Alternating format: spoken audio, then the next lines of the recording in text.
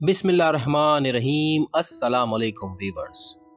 نبی پاک صلی اللہ علیہ وآلہ وسلم کی ولادت سے متعلق بہت سے ایسے امور رونما ہوئے جو کہ حیرت انگیز ہیں۔ مثلاً آپ کی والدہ ماجدہ کو بار حمل محسوس نہیں ہوا اور وہ تولید کے وقت کثافتوں سے پاک تھیں۔ نبی پاک مختون اور ناف بریدہ اس دنیا میں تشریف لائے۔ آپ کے ظہور فرماتے ہی آپ کے جسم سے ایک ایسا نور ساطع ہوا جس سے ساری دنیا روشن ہو گئی۔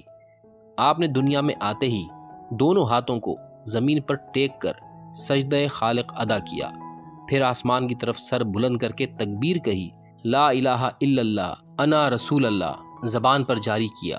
آپ کی ولادت کے بعد سے شیطان کو رجم کیا گیا اور اس کا آسمان پر جانا بند ہو گیا۔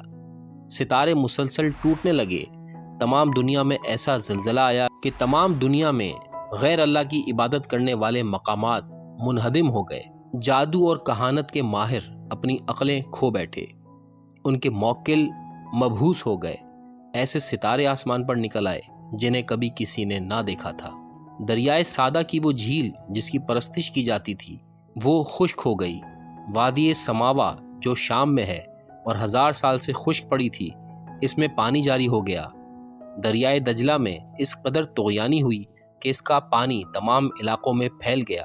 کسریٰ کے محل میں پانی بھر گیا اور ایسا زلزلہ آیا کہ ایوان کسریٰ کے 14 کنگرے زمین پر گر پڑے اور طاق کسریٰ شگافتہ ہو گیا، اور فارس کی وہ آگ جو 1000 سال سے مسلسل روشن تھی بجھ گئی۔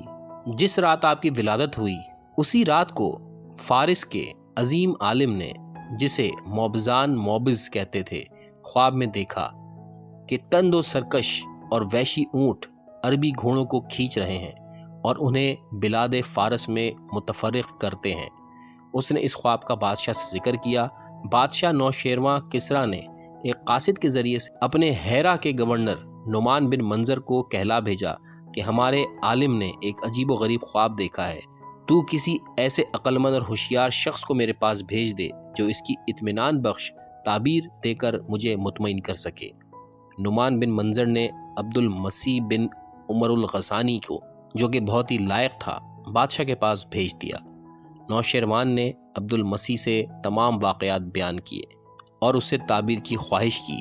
اس نے بڑے غور و خوض کے بعد حساب لگا کر عرض کی، اے بادشاہ، شام میں میرا ماموں ستی کاہن رہتا ہے، وہ اس فن کا بہت بڑا عالم ہے، وہ صحیح جواب دے سکتا ہے۔ ستی ایک عجیب الخلقت انسان تھا جس کے جسم پر مفاصل یعنی جوڑ بند نہ تھے۔ وہ اٹھ بیٹھ نہ سکتا تھا مگر غصے کے وقت اٹھ بیٹھتا تھا۔ اس کے بدن میں کھوپڑی کے سوا کوئی ہڈی نہ تھی۔